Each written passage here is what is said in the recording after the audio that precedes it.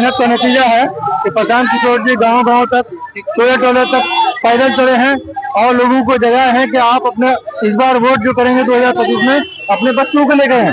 अब लोगों को समझ में आ चुका है। सीमांचल में भी जो उनका दौरा हुआ, कल अररिया में बहुत जोर का प्रोग्राम हुआ, आज कस्बा में है और शाम को 4 बजे के समय में हो। सीमांचल के सभी लोगों को और पूरे बिहार को सबको समझ में आ गया कि अब हमको जो वोट करना है अपने बच्चों के लिए करना है। अपने बच्चों के लिए वोट करेंगे तभी आपको रोजगार मिलेगा, भ्रष्टाचार से मुक्ति मिलेगा। अब लोग जाग गए हैं। यकीनन दिसंबर में नई सरकार बन रही है, जनसुराज की सरकार बन रही है। लग रहा है कि बन जाएगी, यकीनन बनेगी। पिछले 1996 से कोई भी पार्टी ऐसी नहीं कि पूरे बिहार में 243 सीट पे अकेले लड़ रही है। जनसुराज ही एक ऐसी पार्टी है 1996 के बाद जो पहली बार 243 सीट में लड़ रही है और सरकार बनाने का जो आंकड़ा है 122 सीट। हम लोग 22 विधानसभा से हैं और भावी प्रत्याशी हैं। अभी कंफर्म नहीं हुआ, उम्मीद है कि हमको टिकट मिलेगा। विपक्ष का कहना है कि भाड़े का भीड़ है, प्रशांत किशोर का जो सभा होता है ये भाड़े का भी एक दिन का हो सकता है, लेकिन हर दिन 2-2 सभा इस तरह का हो रहा है। कल यही बगल में अररिया में हुआ था, आज पूर्णिया में हुआ है, तो आज शाम को ही किशनगंज में होगा। तो भाड़े का भीड़ एक दिन में होगा। आज के डेट में बिहार में राहुल गांधी जी पैदल चल रहे हैं, आप देख रहे हैं उनका कितना भीड़ होगा। लेकिन आज यहाँ इनका डेली का प्रोग्राम हो रहा है, डेली 2 सभा हो रहा है, उसमें भीड़ हो रहा है। लेकिन ये भाड़े का नहीं हो सकता है।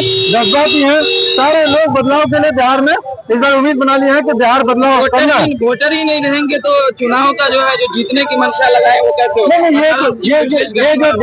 ये जो इलेक्शन मोदी आयोग जो है, इसको चुनाव आयोग नहीं कहे, मोदी आयोग जिसको हम लोग बोलते हैं, ये मोदी आयोग पिछले 2 महीने से तमाम मास्टर को, तमाम ब्लॉक और जिला पदाधिकारी के तमाम स्टाफ को सबको वोटर वेरिफिकेशन में लगा दिया था SIR के रूप में। लेकिन अंत में क्या हुआ, वोटर पार निकला चूहा। फिर वही हुआ कि जितने लोग हैं उनका नाम देना पड़ा, आधार कार्ड को मानना पड़ा। लेकिन वो सारे लोग वोट करेंगे जिनका नाम अभी के सूची में है। अच्छा, वोटर वेरिफिकेशन अभी खत्म नहीं हुआ कि राष्ट्रीय महाअभियान शुरू हो गया? बिल्कुल, ताकि रोज क्या है वो है कि लोगों को एंगेज करके रखना।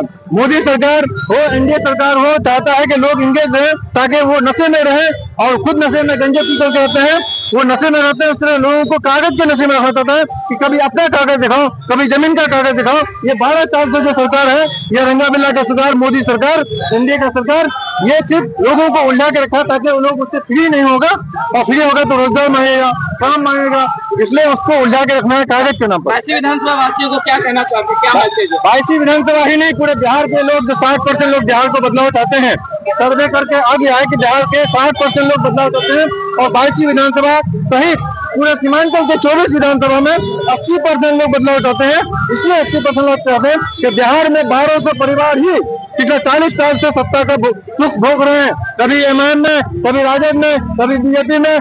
आज ये लड़ाई उसी 1250 परिवार के खिलाफ से है और उससे निजात दिलाने का एक ही रास्ता है जो जनसुराज के रूप में है, जनता का सुंदर राज के रूप में। उसी तरह से 22 विधानसभा में भी पिछले 45 साल से 2 परिवार है जो हमेशा 2 परिवार ही वहाँ पर सत्ता में है। इससे निजात पाने का ही एक रास्ता है, जनता का राज, जनता का सुंदर राज, जनसुराज। सीमांचल में एमआईएम का काफी प्रभाव है, ऐसे में क्या सीमांचल में एमआईएम का प्रभाव था और फिर सीमांचल में एमआईएम का प्रभाव होने की वजह ये थी, है नहीं थी। अच्छा, क्योंकि बिहार के लोग बदलाव चाह रहे थे, बिहार के लोग एनडीए से उठ चुके थे, महागठबंधन से उठ चुके थे, इसलिए इन दोनों से छुटकारा पाने का के लिए पनप रहते, गुस्से में थे। लेकिन सीमांचल के मुस्लिम बहुल क्षेत्र में अवैसी के नाम पर एक बदलाव के लिए यहाँ पर अवैसी को वोट किया गया था, जिसमें पिछले बार भी हम उस पार्टी में थे और उस पार्टी के जिला अध्यक्ष रह चुके हैं। लेकिन बिहार के लोग बदलाव के लिए, क्योंकि ये मुस्लिम एरिया है, मुस्लिम बहुल क्षेत्र है, तो यहाँ पे मुस्लिम आबादी थी, तो लोग बदलाव के लिए वोट किया, निकल गए। लेकिन अब इस बार जो एक विकल्प आया है पूरे बिहार में सरकार बनाने के लिए, लेकिन वो पार्टी सिर्फ मुस्लिम बहुल क्षेत्र में ही लड़ेंगे। सरकार बनाने की कोई मंशा, कोई ललसा हो ही नहीं सकती है।